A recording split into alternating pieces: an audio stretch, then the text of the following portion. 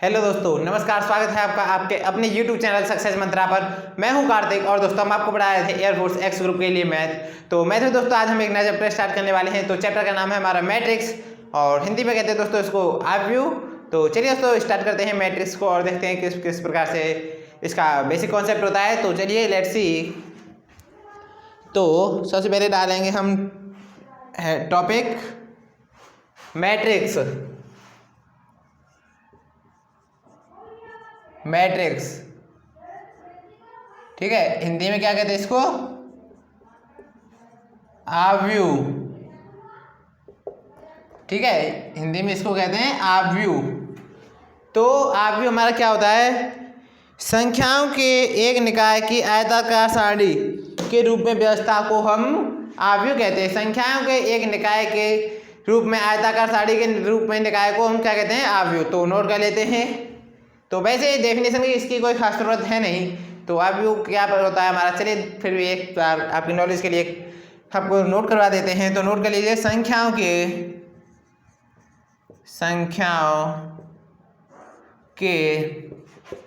एक निकाय, संख्याओं के एक निकाय की आयताकार सारणी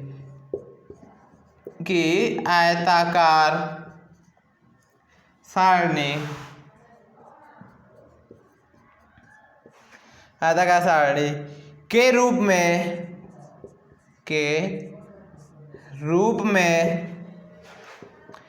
व्यवस्था आव्यूह कहलाती है। आव्यूह यानी कि मैट्रिक्स कहलाती है।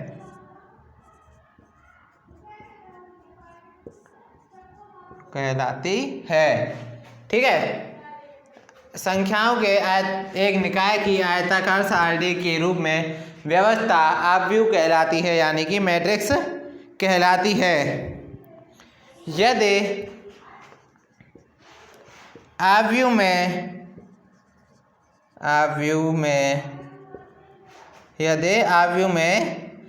m पंक्तियां हो, यानी रोज हो और n स्तंभ यानी कॉलम्स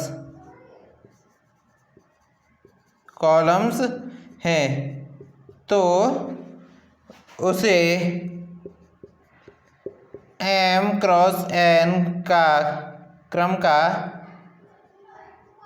क्रम का आव्यूह कहते हैं।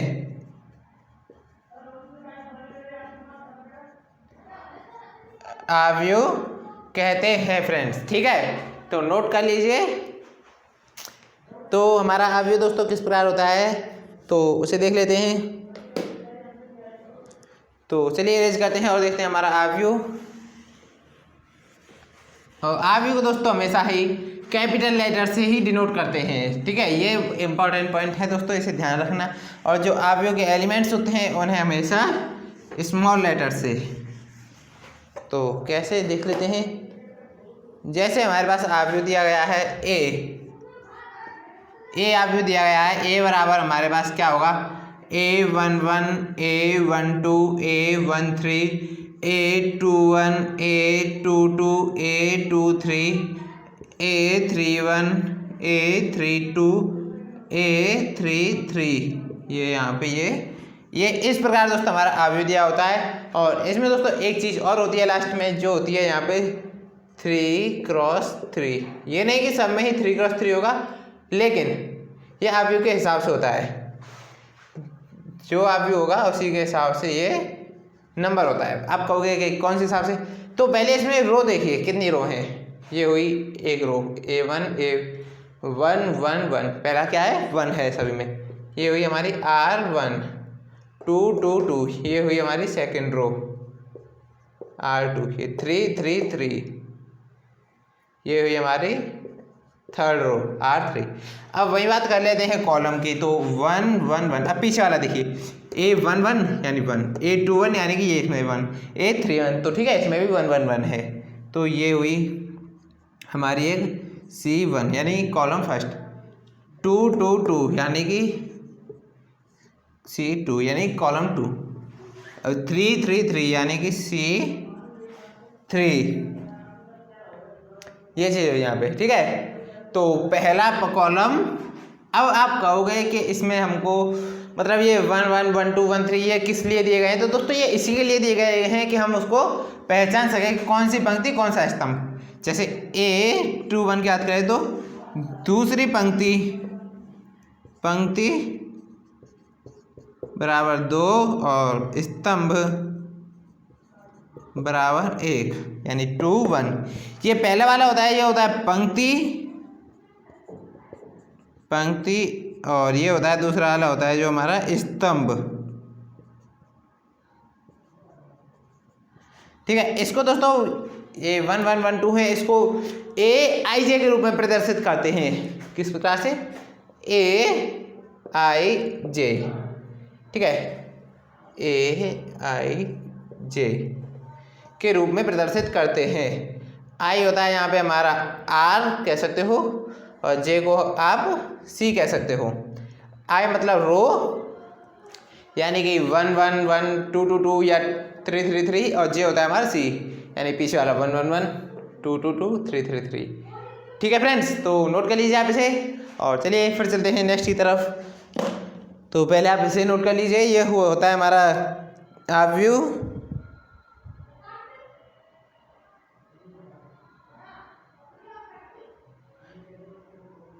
तो चलिए देखते हैं दोस्तों, अब देखते हैं आव्यूह के प्रकार।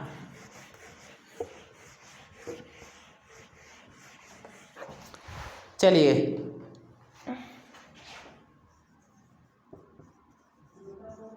आव्यूह के प्रकार। ठीक है, फर्स्ट होता है इसमें हमारा पंक्ति आव्यूह।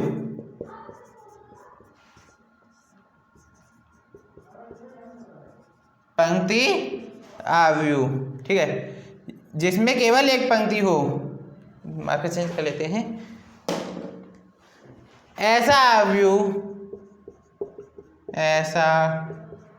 आव्यूह जिसमें केवल एक पंक्ति हो। पंक्ति आव्यूह कहलाता है। पंक्ति आव्यूह इंग्लिश में कहते हैं इसको रो मैट्रिक्स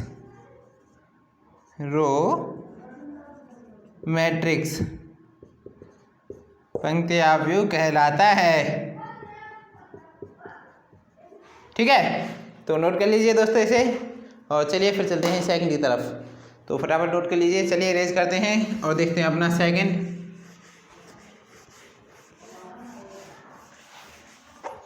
तो सेकंड होता है दोस्तों हमारा स्तंभ आव्यूह। स्तंभ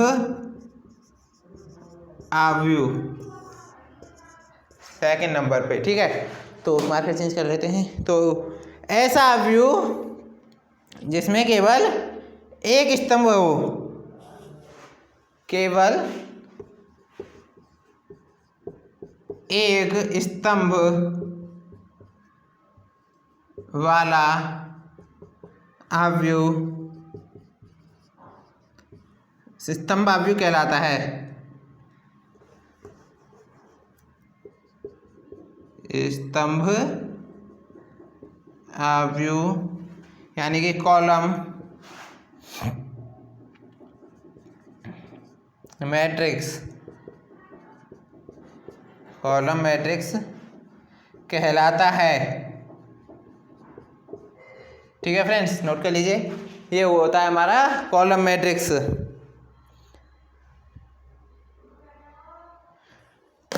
अब चलते हैं नेक्स्ट की तरफ। तो फटाफट नोट कर लीजिए, होप करते हैं आपने नोट कर लिया होगा दोस्तों।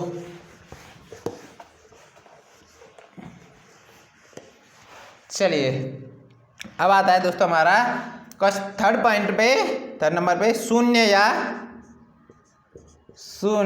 या रिक्त आव्यूह। शून्य या रिक्त अवयव, जिस अवयव का प्रत्येक अवयव शून्य हो, जिस अवयव का प्रत्येक अवयव शून्य हो, इसको इंग्लिश में क्या बोलते हैं? Zero matrix. जीरो मैट्रिक्स, ठीक है। जिस अवयव का प्रत्येक अवयव शून्य हो उसे हम क्या कहते हैं? शून्य या रिक्त अवयव कहते हैं। चलते हैं फोर्थ की तरफ।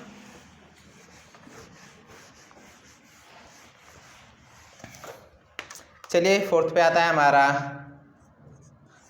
ऐसा, मतलब ऐसा क्या नाम आएगा पहले?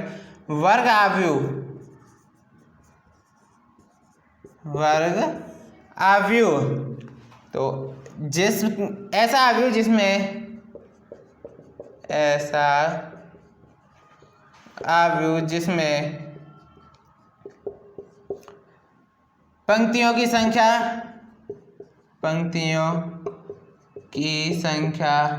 बराबर स्तंभों की संख्या,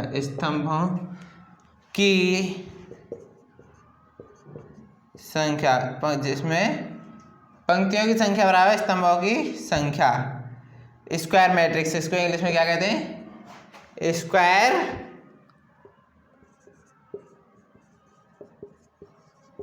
मैट्रिक्स, ठीक है। क्या कहते हैं इसको? Square matrix. नोट कर लीजिए दोस्तों। और चलिए चलते हैं फिफ्थ की तरफ।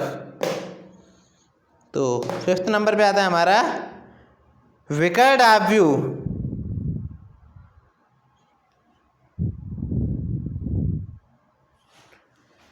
तो फिफ्थ नंबर पे आता है हमारा विकर्ण अवयव।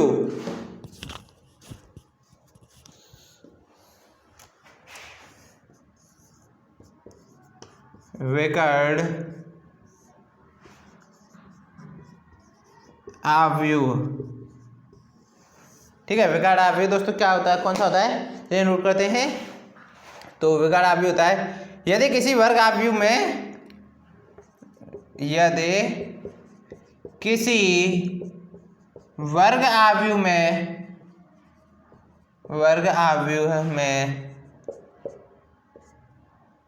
यदि किसी वर्ग अवयव में मुख्य विकर्ण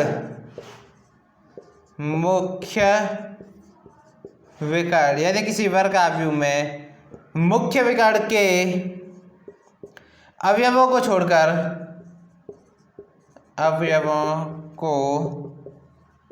छोड़कर सभी अवयव शेष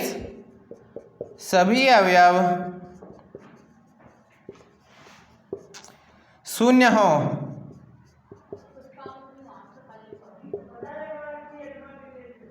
सभी अवयव शून्य हो, उसे विकर्ण अवयव कहते हैं। और इसे इंग्लिश में क्या कहते हैं?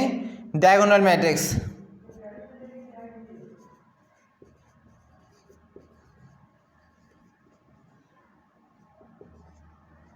ठीक है। तो ये दोस्तों आपको प्रैक्टिकली समझाना है। तो चलिए इसे इरेज करते हैं और देख लेते हैं विकर्ण अवयव कौन सा होता है। तो चलिए प्रैक्टिकली समझते हैं। ये हमारा एक अवयव है A11। चलिए नंबर ले लेते हैं 1 0 0 0 2 5 0 0 0 9। ठीक है, ये क्या होगा? हमारा विकर्ण अवयव कहलाएगा, क्योंकि इसमें जो मुख्य विकर्ण है ये होता है हमारा मुख्य विकर्ण।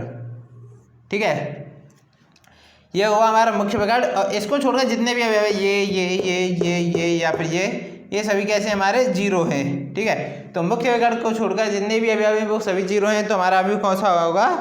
विकर्ण अवयव। अब विकर्ण अवयव के बाद चलते हैं दोस्तों अब अदिश अवयव।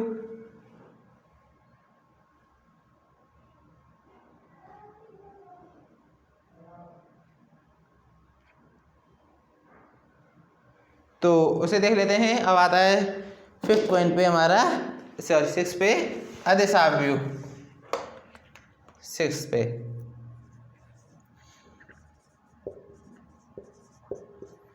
अदिश अवयव। अदिश अवयव हमारा क्या कहता है उसको भी प्रैक्टिकली समझ लेते हैं दोस्तों। तो मार्कर चेंज कर लेते हैं। तो ऐसा अवयव, ऐसा विकर्ण अवयव जिसमें हमारा मुख्य विकर्ण के सभी पद समान हो या सभी अवयव समान हो तथा शेष सभी अवयव शून्य हो। चलिए नोट करते हैं। किसी विकर्ण के सभी अवयव बराबर हो, यानी 5 5 5 और शेष सभी शून्य हो, इसको क्या कहेंगे हम? Scalar matrix.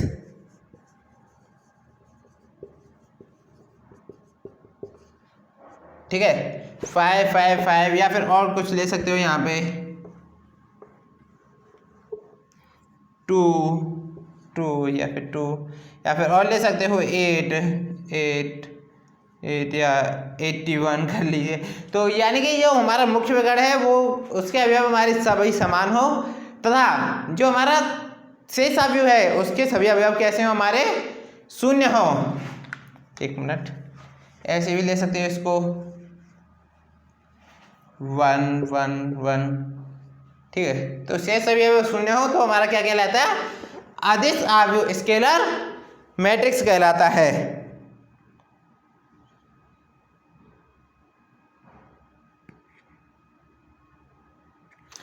अब आता है हमारा तत्समक अवयव या फिर इकाई अवयव के भी कह सकते हो इसको। ये दोस्तों जो अभी हमने पढ़ा है उसके बिल्कुल मिलता जुलता है, तो इसे देख लेते हैं। 8th पॉइंट है हमारा, सॉरी 7 पॉइंट है हमारा, इकाई या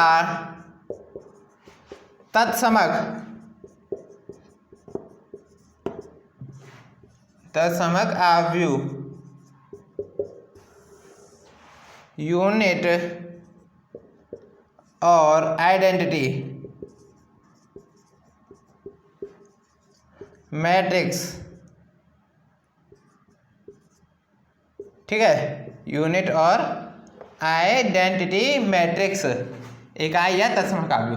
अब दोस्तों ये भी दोस्तों सेम उसी प्रकार का है जैसा कि हमने आपको अभी बताया है, यानी कि किसी विकर्ण अवयव के सभी अवयव विकर्ण एक हों।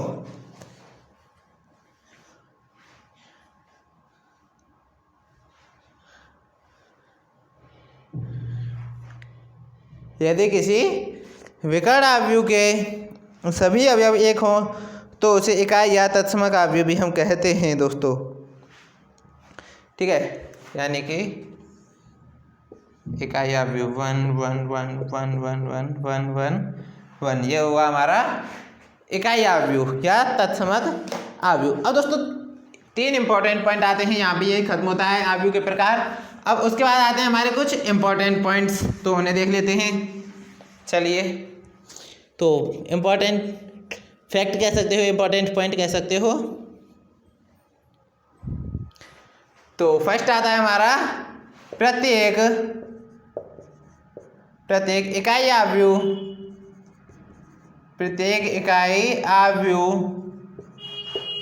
एक विकर्ण अवयव होता है, एक विकर्ण अवयव होता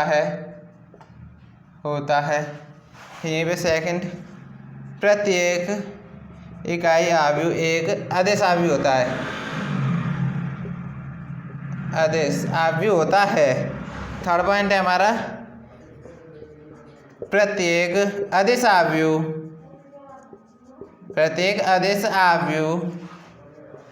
एक विकर्ण अवयव होता है, एक विकर्ण अवयव होता है।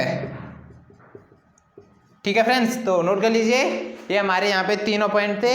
और आज की क्लास को दोस्तों हम यहीं पर समाप्त करते हैं। होप करते हैं क्लास आपको पसंद आएगी, पसंद आई हो तो लाइक करें, ज़्यादा से ज़्यादा अपने फ्रेंड्स के साथ शेयर करें दोस्तों।